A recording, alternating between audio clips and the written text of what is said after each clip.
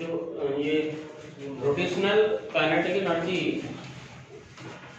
जैसे linear translatory motion में क्या होती है, काइनेटिक एनर्जी होती है 1/2 mv²। 1/2 mv² ये काइनेटिक एनर्जी होती है, ठीक है। अब रोटेशनल काइनेटिक एनर्जी ये किसके बराबर होती है, RkE = 1/2। यहाँ पर इन प्लेस ऑफ मास क्या आएगा, मोमेंट ऑफ इनर्शिया आएगा, और लीनियर वेलोसिटी की जगह क्या आएगा, एंगुलर वेलोसिटी आएगा, ओमेगा² आएगा। तो रोटेशनल काइनेटिक एनर्जी 1/2 I ओमेगा²। ठीक, इसी पर एक क्वेश्चन हम अभी दे रहे हैं तुमको। क्वेश्चन लिखिए, हिंदी में लिख लो। एक रेडियन प्रति सेकंड के 1 रेडियन प्रति सेकंड के कोणीय वेग से घूर्णित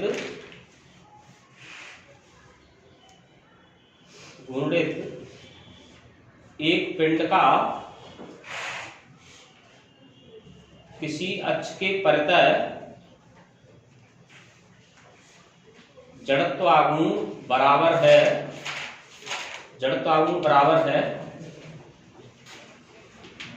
A particle is rotating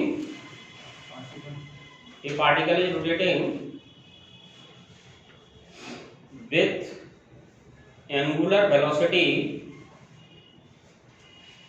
1 radian per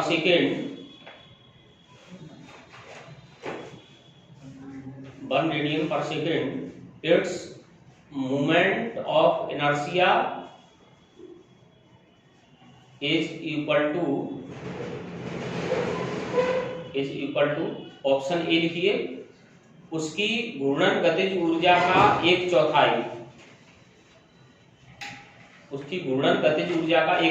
1/4 of its rotational kinetic energy.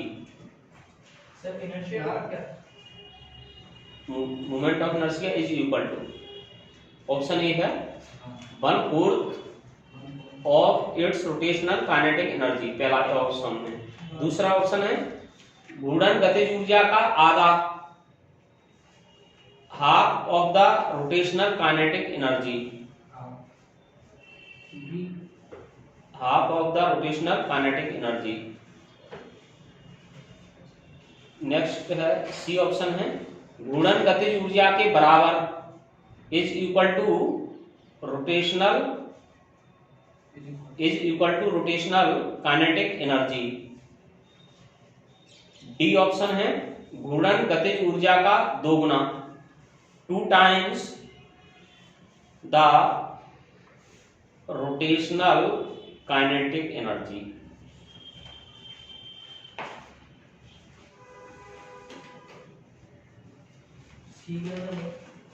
C था is equal to rotational kinetic energy, घूर्णन गतिज ऊर्जा के बराबर।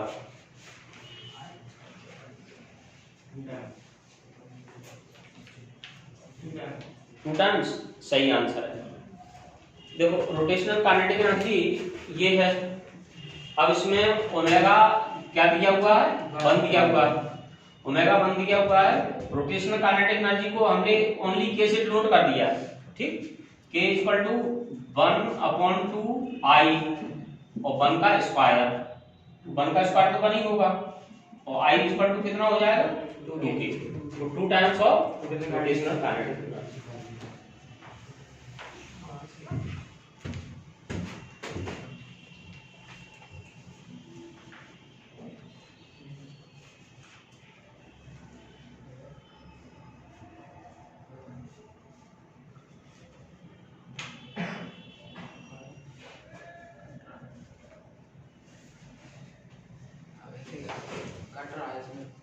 कट रहा है सीट नहीं रहा,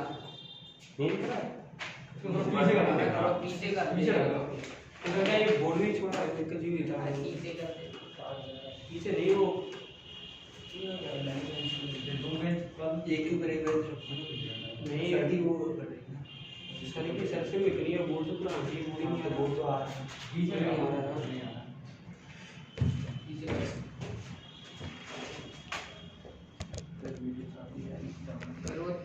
उसको दिक्कत नहीं आई तो कह रहा था। थोड़ा बहुत ठीक है यार, अब बिल्कुल देख। हाँ सर।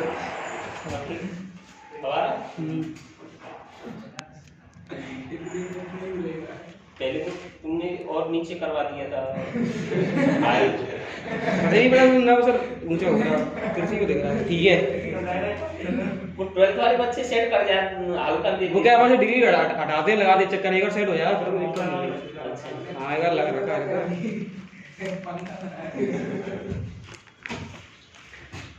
अब तो सर जा ही रहा, उसको सही कर देंगे। तो पंगी और वो देख लो तुम पहले। पता है उल्टी दिशा में।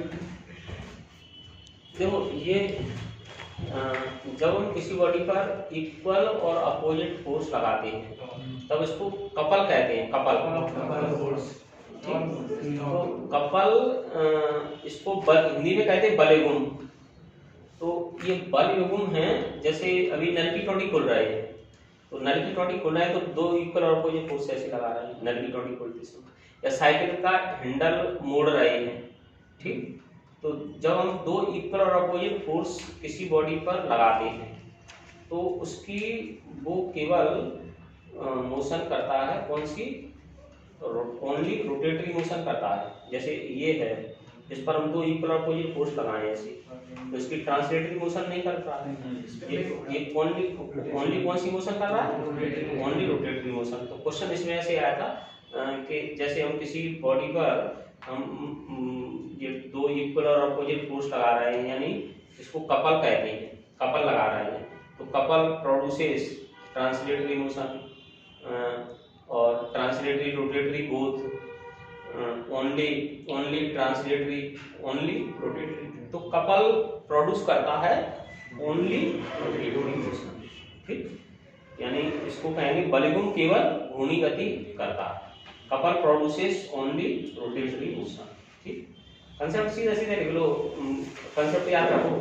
चारों ऑप्शन की क्या जरूरत है, काम ज्यादा खराब होगा। एक बलयुग्म केवल घूर्णी गति उत्पन्न करता है, एक कपल प्रोड्यूसेस ओनली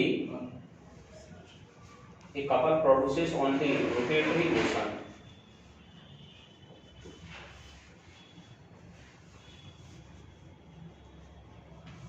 एक couple produces only rotatory motion, एक बलयुग्म केवल घूर्णी गति उत्पन्न करता है। जैसे हम लीनियर मोमेंटम में ये डिफाइन करते हैं, F = dp/dt। अगर एक्सटर्नल फोर्स F 0 है तो dp/dt ये किसके बराबर होगा, dp/dt = 0। It means P is constant, P is constant, यानी m × v = कांस्टेंट, मास × वेलोसिटी = कांस्टेंट। इसी तरह से जब हम किसी बॉडी को रोटेटरी मोशन कराते हैं तो हम टॉर्क लगाते हैं, torque tau = dL/dt। If external torque tau = 0, then dL/dt this is equal to 0, or it means L is equal to constant। अब मास की जगह पर यहाँ पर क्या आता है, मोमेंट ऑफ इनर्शिया, और लीनियर वेलोसिटी की जगह क्या आती है, एंगुलर वेलोसिटी। तो ये क्या हो जाएगा, कांस्टेंट हो जाएगा। अगर दो सिस्टम हैं, जैसे m1 v1 है, m1 v1 ये बराबर किसके होगा, m2 v2, और ये भी कैसे हो जाएगा, I1 ω1 I2 ω2। तो इसको क्या कहते हैं, इसको कहते हैं law of conservation of linear momentum. इसको क्या कहेंगे, law of conservation of angular momentum, ठीक। Law of conservation of angular momentum, पहले तो इसको नोट कर लीजिए, law of conservation of angular momentum, फिर हम इसका क्वेश्चन बता देंगे। हिंदी में बोलना, हिंदी में लिख लो, कोणीय संवेग संरक्षण का नियम। कोणीय संवेग संरक्षण का नियम, यहाँ पर नियतांक लिख लोगे, नियतांक, ये नियतांक,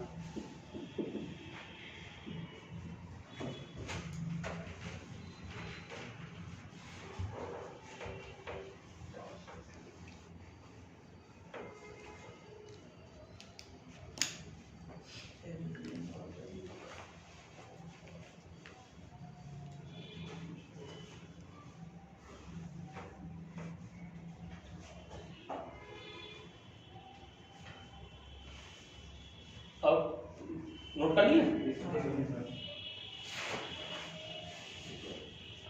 इसमें से डीएल क्या है?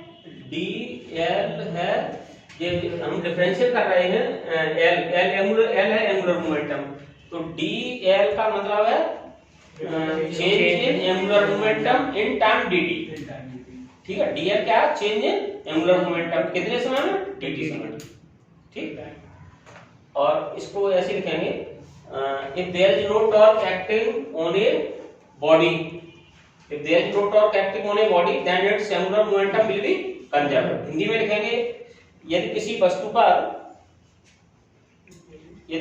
पर कोई बाह्य बलागुण कार्य न करे, यदि किसी वस्तु पर कोई बाह्य बलागुण कार्य न करे तो उसका कोणीय संवेग संरक्षित रहता है। If there is no external torque acting on a body,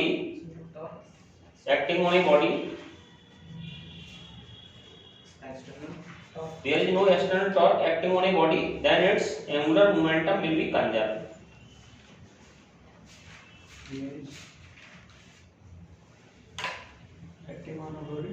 Then its angular momentum is conserved।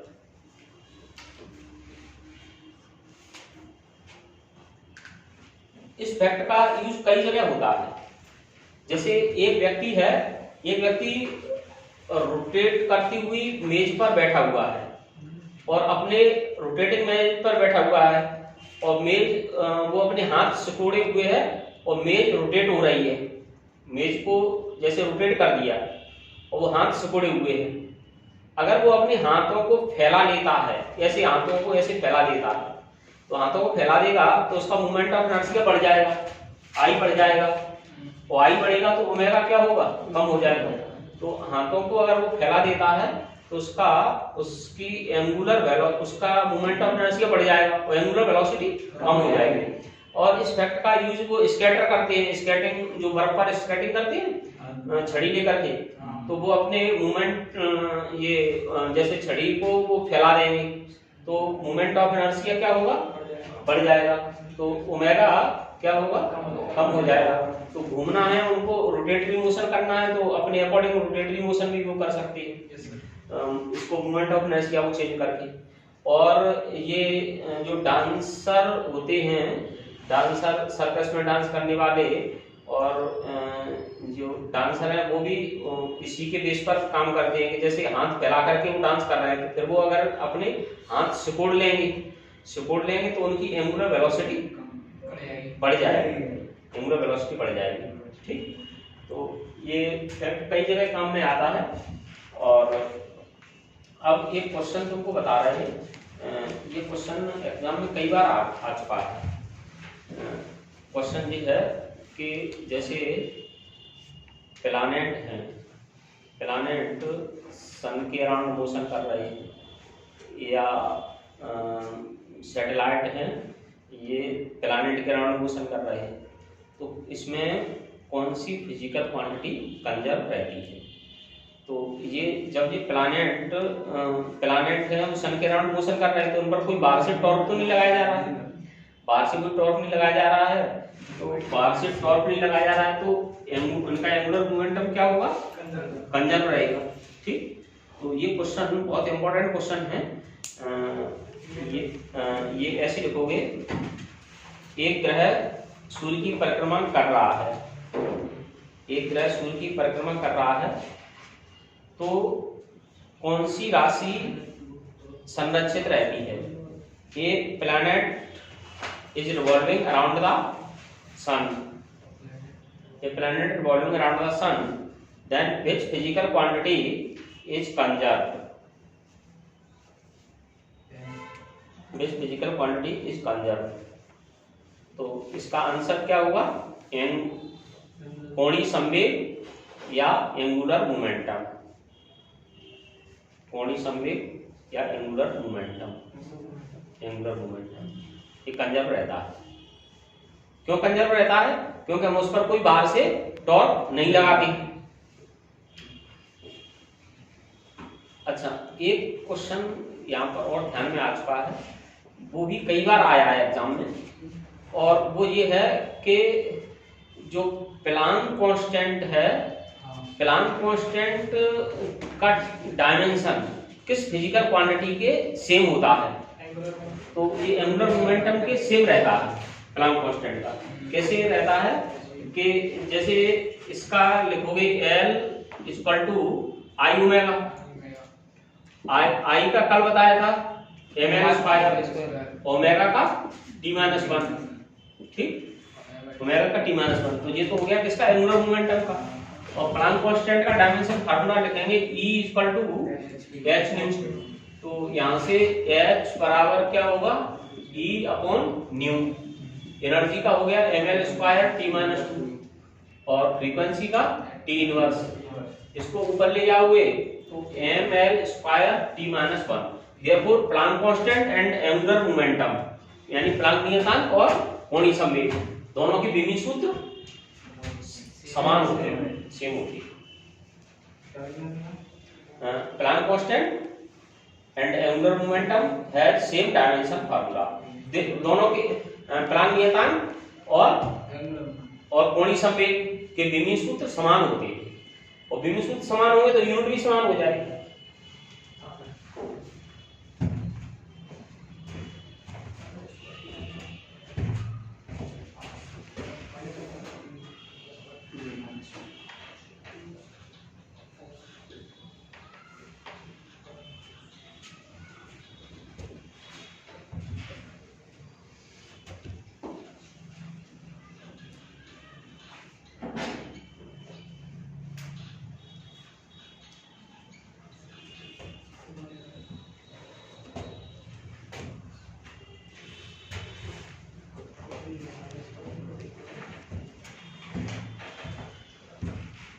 तो ये नोट कर लिया।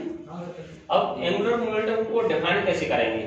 तो एंगुलर मोमेंटम को डिफाइन कर सकते हैं, the moment of linear momentum is called angular momentum. रेखीय संवेग के आघूर्ण को कोणीय संवेग कहते हैं। The moment of linear momentum is called angular momentum. L equal to R cross P। रेखीय संवेग के आघूर्ण को कोणीय संवेग कहते हैं। The moment of linear momentum is called angular momentum. L equal to R cross P। L equal to R cross P।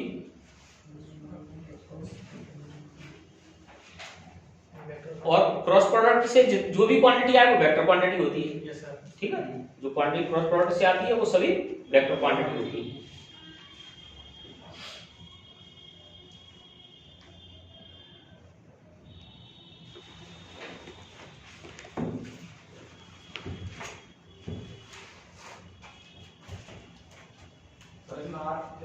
R है perpendicular distance from the axis.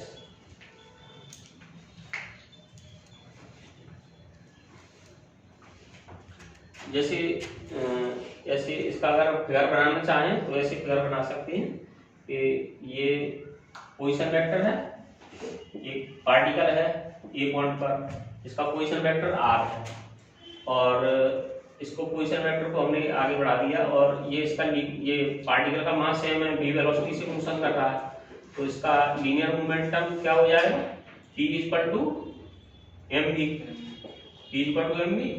अब ये ओरिजिन है, इस लीनियर मोमेंटम इसको हमने b से बढ़ाया और यहाँ से हमने परपेंडिकुलर ड्रॉ कर दिया, 90 डिग्री का एंगल बना दिया ओरिजिन से। तो इसका ये कंपोनेंट है r का, ये वाला कंपोनेंट है, ये एंगल थीटा है, तो ये भी एंगल क्या होगा, थीटा होगा। और थीटा जो थीटा के सामने वाला कंपोनेंट होता है, वो एंगल के सामने वाला कंपोनेंट किसके साथ में आता है, साइन के साथ। वर्टिकल कंपोनेंट साइन के साथ में आता है, तो ये क्या होगा, r sin थीटा। और r sin थीटा ये हो गया। और ये angular momentum p l equal to, हाँ 90 इधर ऐसे होगा क्योंकि हम इसकी एक्सिस को हम पीछे की तरफ बढ़ा रहे हैं, पीछे की तरफ बढ़ा रहे हैं। ओरिजिन से हम परपेंडिकुलर डालेंगे, ओरिजिन से परपेंडिकुलर डालेंगे तो इसकी डेफिनेशन ये है, the product of linear momentum and perpendicular distance from the origin. तो जहां पर एंगल 90 डिग्री बनेगा, यहाँ से इसकी ये लाइन ऑफ एक्शन है, ये लीनियर मोमेंट की लाइन ऑफ एक्शन है। लाइन ऑफ एक्शन पर ओरिजिन से परपेंडिकुलर डालेंगे, तो ये r sin थीटा हो गया।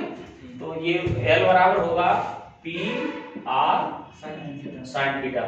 ये किसके फॉर्म में है, ये इसका मैग्नीट्यूड है, p r sin theta magnitude form. अगर हम इसको वेक्टर फॉर्म में लिखेंगे तो कैसे लिखेंगे, ये लिखेंगे r p sin theta unit vector n। Unit vector n है वो r के भी परपेंडिकुलर है और p के भी परपेंडिकुलर है। लेकिन अगर इसका मैग्नीट्यूड लिखा जाएगा तो मैग्नीट्यूड में ये यूनिट वेक्टर का मैग्नीट्यूड क्या होता है, 1। तो इसको n की जगह पर क्या आ जाएगा, 1 आ जाएगा। तो क्या होगा, pr sin थीटा या rp sin थीटा। pr पहले लिख लो या rp पहले लिख लो।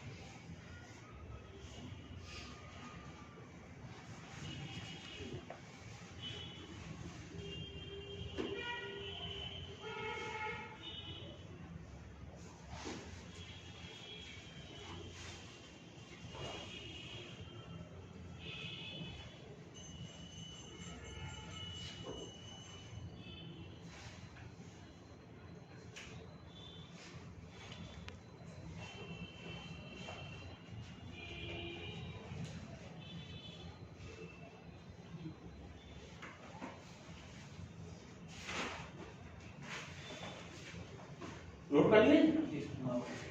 अब इसमें जैसे हमने यहाँ पर अभी एंगुलर मोमेंटम को डिफाइन किया है, इसी तरह से हम टॉर्क को डिफाइन करेंगे फोर्स के टर्म में। ये एंगुलर मोमेंटम को तो लीनियर मोमेंटम के टर्म में डिफाइन करेंगे, और फोर्स को और टॉर्क को डिफाइन किसके टर्म में करेंगे, फोर्स के टर्म में। यानी टॉर्क है, जैसे ये पार्टिकल है, इस पार्टिकल पर फोर्स लग रहा है कितना, F फोर्स लग रहा है। अब फोर्स की लाइन ऑफ एक्शन है, उसको हमने पीछे बढ़ाया, यहाँ से परपेंडिकुलर ड्रॉ कर दिया, तो इसकी परपेंडिकुलर डिस्टेंस कितनी होगी, r sin theta. Line of action क्या होता है? लाइन ऑफ एक्शन कहते हैं कि जिस लाइन के अक्रॉस जो फोर्स की डायरेक्शन है, फोर्स की डायरेक्शन कौन सी है, ये ऊपर की तरफ है। अब इसको हम और आगे बढ़ा सकते हैं, इसको पीछे भी बढ़ा सकते हैं, ठीक। तो ये टॉर्क है, टॉर्क टाउ इक्वल टू होगा r cross f, vector form में r क्रॉस f होगा। Yes sir. और इसको हम स्केलर फॉर्म में लिखना चाहेंगे। स्केलर फॉर्म में कैसे लिखना चाहेंगे, देखो ये r है, ये इसको आगे बढ़ाया है, ये वेक्टर r है, और इसको आगे बढ़ाया है, ये वेक्टर f है। और इसी तरह से ये भी फोर्स है, ये फोर्स, ठीक, जो फोर्स की लाइन है ये, और इसी तरह से ये पोजीशन वेक्टर की लाइन है। तो टाउ इक्वल टू क्या होता है, r cross f, tau equal to r cross f। और सर हाँ बोलो सर, ये लाइन ऑफ जो एक्शन है ना पीछे वाला, हाँ, उसका फोर्स नेगेटिव हो जाएगा?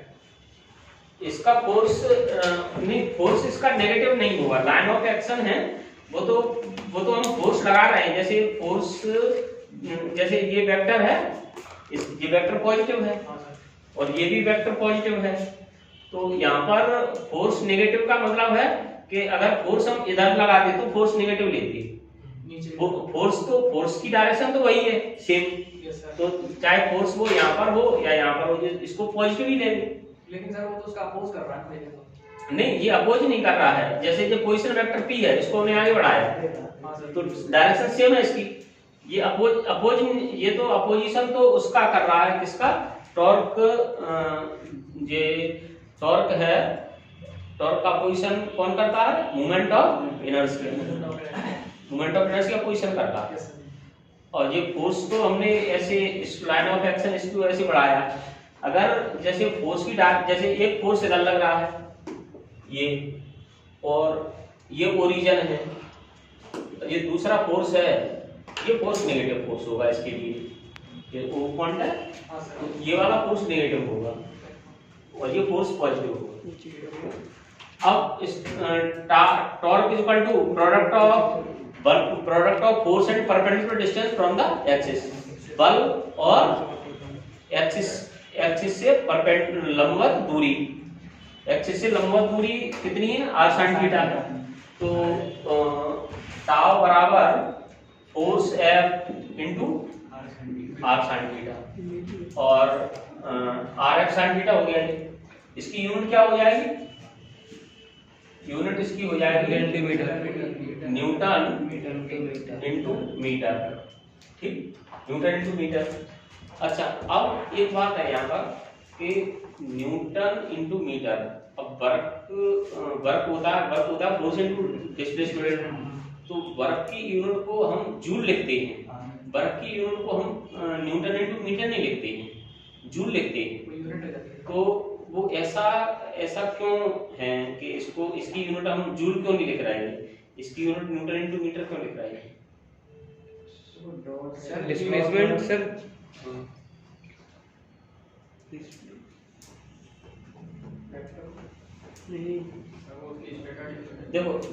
देखो सुनो, स्टैंडर्ड यूनिट वाली बात नहीं है।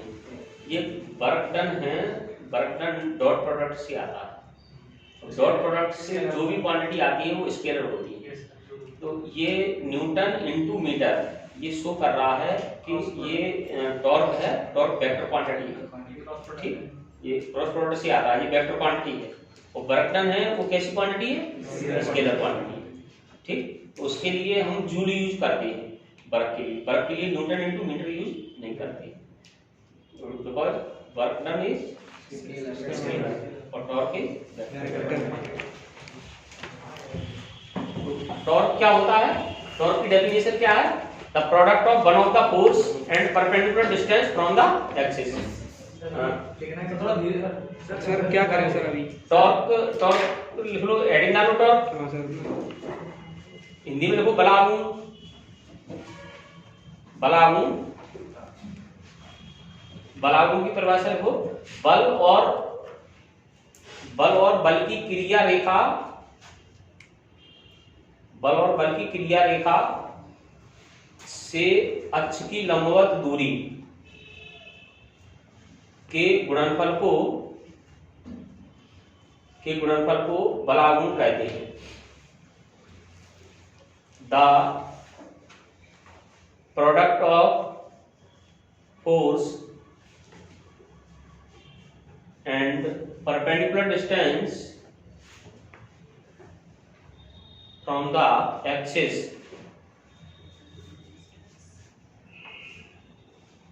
is called torque, is called torque। ये टॉर्क वेक्टर फॉर्म में लिख लेंगे, tau equal to r cross f। और इसका जो डायग्राम बनाना चाहते हो तो डायग्राम भी बना सकते हो।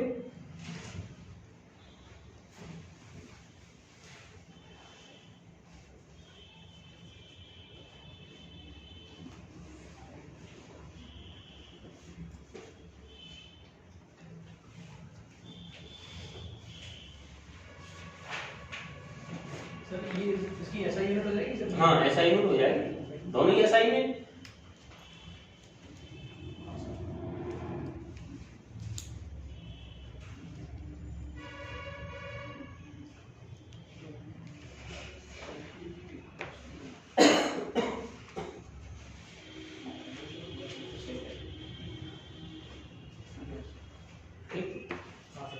नोट कर ली।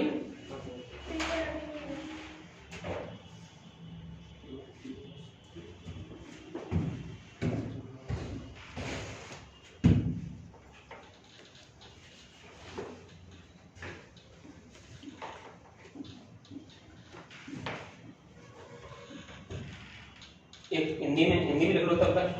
एक पहिया 1800 चक्कर प्रति मिनट की चाल से घूम रहा है।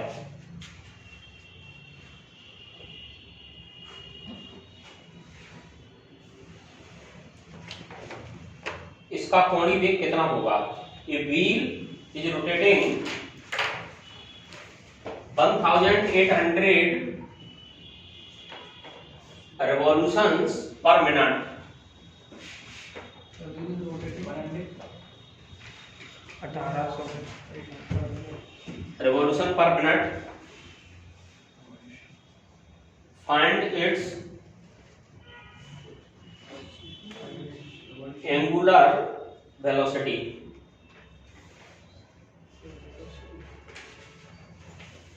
काटी 30 आ गया। Try again. और यूनिट भी बताया करो, अकेले उससे काम नहीं। 30 गधे घोड़े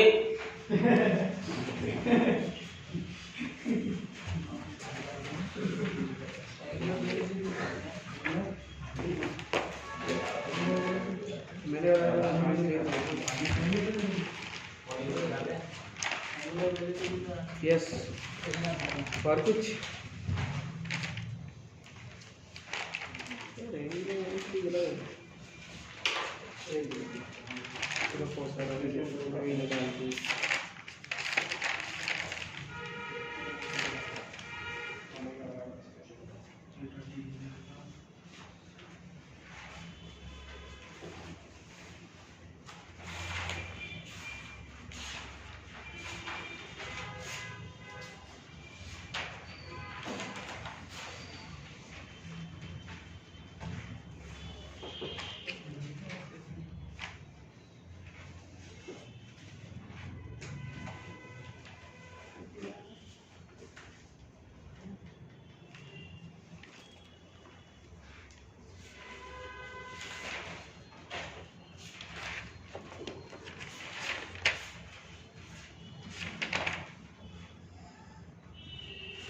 रेडियन पर सेकंड 30 रेडियन पर सेकेंड। अच्छा देखो, इसमें एंगुलर वेलोसिटी ओमेगा क्या होती है? Angular displacement upon time.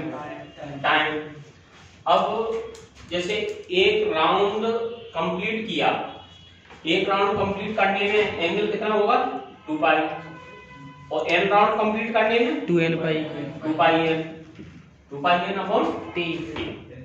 तो 2 पाई और राउंड कितने हो रहे हैं? 1800। और टी टाइम कितना लग रहा है? 60 सेकंड।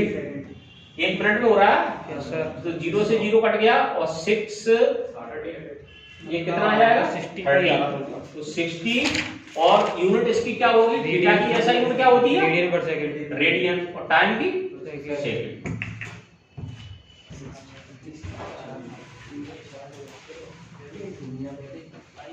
सर 65 पाई हो 65 रेडियन पर सेकंड।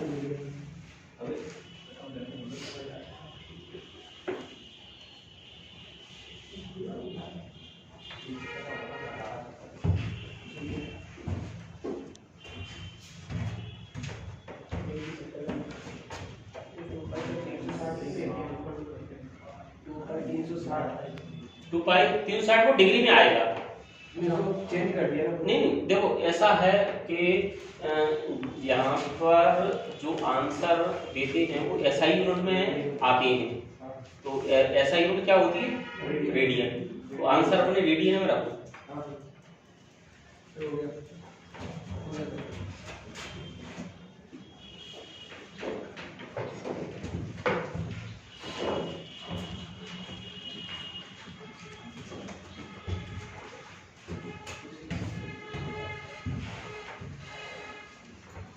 इसमें लीनियर मोशन में हम फोर्स लगाते हैं और रोटेटरी मोशन में क्या लगाते हैं? टॉर्क लगाते हैं। लीनियर मोशन में मास होता है एम, रोटेटरी मोशन में क्या होता है? Moment of inertia. Linear motion में एक्सेलरेशन होता है और रोटेटरी मोशन में अल्फा होता है। यहाँ F इक्वल टू क्या होता है? m, और यहाँ टाउ इक्वल टू क्या होता है? I alpha. ठीक, tau equal to I alpha. Torque को इसके टर्म में भी हम लिखते हैं moment of inertia into angular acceleration. ठीक, तो एक फार्मूला इसका ये भी है टॉर्क का, tau equal to I alpha. ठीक, नोट कर लिया? हाँ से नोट करा था आप करा दिया? हाँ। ठीक है, करा दिया तो बहुत अच्छी बात है। और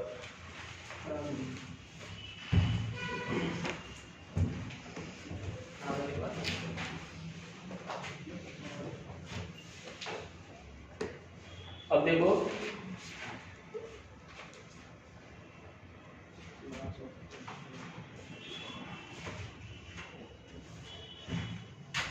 एक क्वेश्चन है, यदि पृथ्वी की त्रिज्या सिकुड़कर आधी हो जाए, यदि पृथ्वी की त्रिज्या सिकुड़कर आधी हो जाए तो दिन की अवधि कितनी हो जाएगी? अभी दिन जैसे 24 घंटे का होता है, दिन का मतलब दिन रात दोनों काउंट किए जाएंगे, तो दिन की अवधि कितनी हो जाएगी? क्वेश्चन लिख लिया। If the radius of earth sink, if the radius of earth sink and becomes half, of the radius of earth sink माने सिकुड़ना, and becomes half of present radius, then what is the duration of day? Then what is the duration of day? Option A है 6 our, B है 12 our, C है 18 our day और D है 24 our.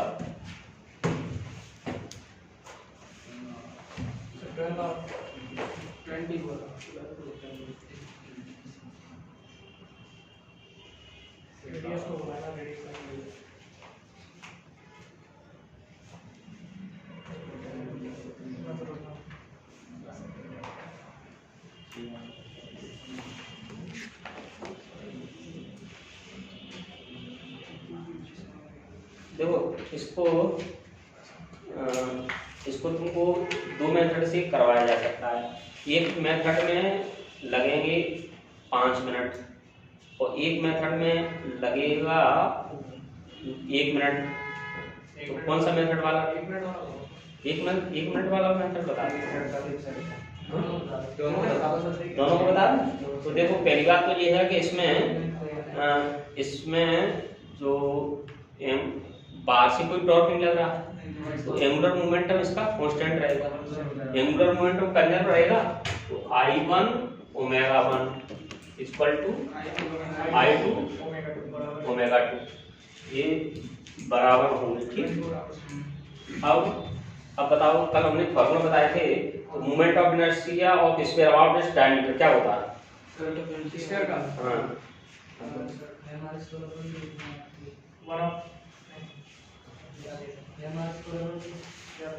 तुमने पढ़ाई नहीं की है, तो घर पे पढ़ाई करना है, रिवीजन। देखो रिवीजन पढ़ाई को अच्छा एक ही बात है, हमने देखो पढ़ने का हमने तुमको एक ही फार्मूला बताया था। एक फार्मूला ये है कि आज का काम आज ही खत्म। ठीक, और फिर उसका 7 दिन में, कम से कम 7 दिन में एक बार रिवीजन।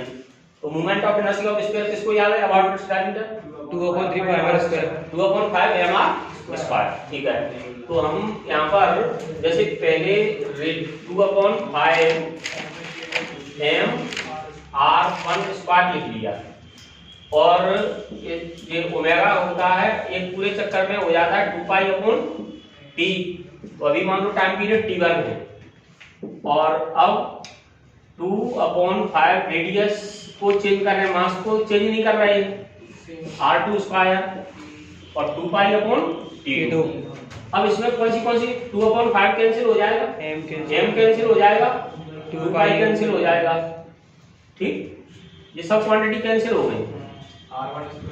अब ये बचा, क्या बचा, R1 square upon T1, R2 square upon T2, R2 square upon T2। ठीक, दिस में भी return as T2 upon T1, R2 square upon R2 upon R1 का R1 होल स्क्वायर। अभी प्रेजेंट में टाइम पीरियड कितना है, 24 आवर है। Initial time period है और इनिशियल रेडियस है, इनिशियल रेडियस R1 को ले लिया R, तो R2 है, आधी हो गई, R/2 हो गई, तो T2 upon 24 equal to R2 है R/2 अपॉन R, इसका होल स्क्वायर। तो ये R से R कैंसिल, ये 1/4 हो गया, तो T2 बराबर कितना हो जाएगा, 6 आवर। अरे हाँ स्क्वायर, ठीक, 6 घंटे हो गया। समझ आ गया। और अब 1 मिनट वाला भी देख लो। 1 मिनट वाला ये है कि रेडियस टाइम पीरियड के साथ ऐसे डिपेंड करती है, जैसे D proportional R square. Radius rotatory, इसमें रोटेटरी मोशन में जब ये रोटेटरी मोशन करती है, उसमें नहीं लगाओगे इसको कि प्लैनेट मोशन कर रहा है सन के अराउंड, उसमें तो क्या होता है, T स्क्वायर प्रोपोर्शनल R³ होता है।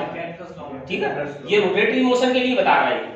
रोटेटरी मोशन में T प्रोपोर्शनल क्या होता है, R square. T proportional R square होता है। तो अब रेडियस को कर दिया कितना, आधा, रेडियस को आधा कर दिया, तो T प्रोपोर्शनल कितना होगा, R/2 का होल स्क्वायर, यानी R स्क्वायर अपॉन 4। तो पहले रेडियस R थी, रेडियस को आधा कर दिया, तो टाइम पीरियड कितना हो जाएगा, 4 का डिवाइड कर दो, 24 में 4 का डिवाइड कर दो, 6 आ जाएगा। प्रोपोर्शनल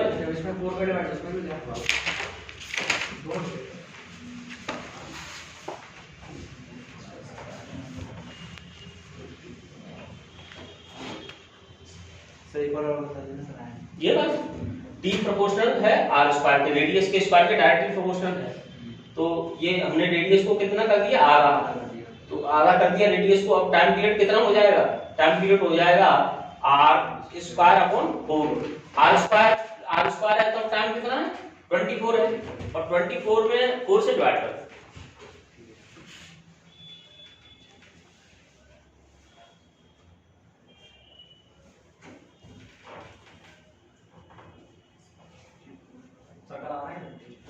कल आ जाओ पढ़ने के लिए।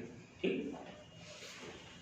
ये करने के लिए आ जाओ बस। नहीं सर, आपने पूछा नहीं, देखो इसमें देखिए, ये अपनी छुट्टी उट्टी ये बनाना तब बंद करो जब तुम्हारी नौकरी लग जाए।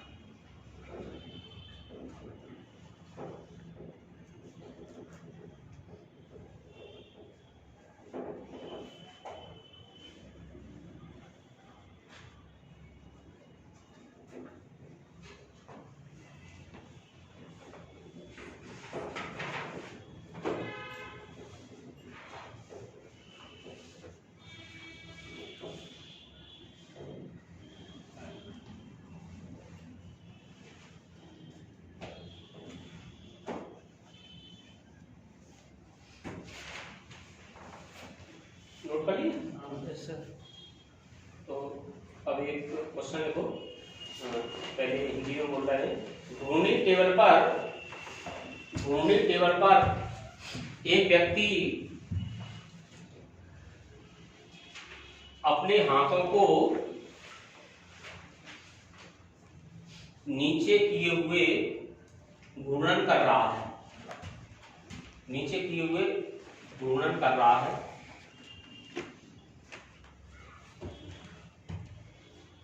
अचानक वह अपने हाथों को फैला देता है, अचानक वह अपने हाथों को फैला देता है, तब कोणीय संवेग, इंग्लिश में लिखो, a person is sitting on A rotating table,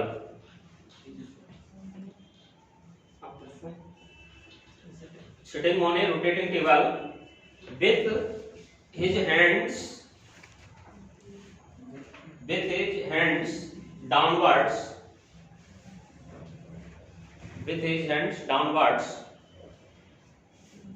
when he is stretching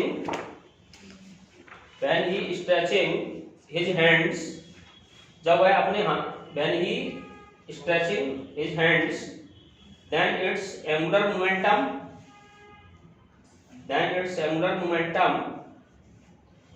option A becomes zero, option A है, becomes zero,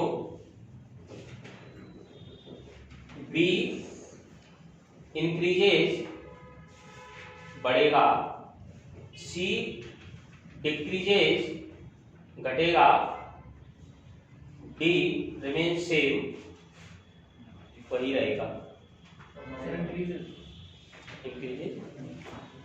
हो गया, सबका हो गया, सिंपल था ये तो, ये पहले बता दिया था, सबका हो गया। जल्दी तुम्हारा क्या बताया था तुमने? डिक्रीज होगा ना, जब वो ऐसे एंगुलर मोमेंटम बताना है ना। जब हाथ खोला तो मुंह, अरे हाथ खोला है टेबल के ऊपर बताया था, अगर वो बैठेगा अच्छा चलाएगा तो मोमेंट ऑफ इनर्शिया इंक्रीज होगा, या मोमेंट ऑफ डिक्रीज होगा। नहीं sir, moment of inertia decrease होगा। देखिए, हाथ खोलेगा, देखो सुनिए, क्वेश्चन को ध्यान से पढ़िए। इट्स एंगुलर मोमेंटम हमने बोला है, लिखा है तुम्हारी उसमें कॉपी में। हां सर, एंगुलर मोमेंटम में कोई चेंज नहीं आएगा, एंगुलर मोमेंटम रिमेंस कांस्टेंट। क्यों? क्योंकि आई इसमें यहां फैलाएगा तो आई बढ़ जाएगा, आई बढ़ जाएगा तो ओमेगा कम हो जाएगा, लेकिन एल बराबर क्या होता है? L equal to I omega. ये कैसा रहता है? कांस्टेंट। तो ऑप्शन इसका डी सही है।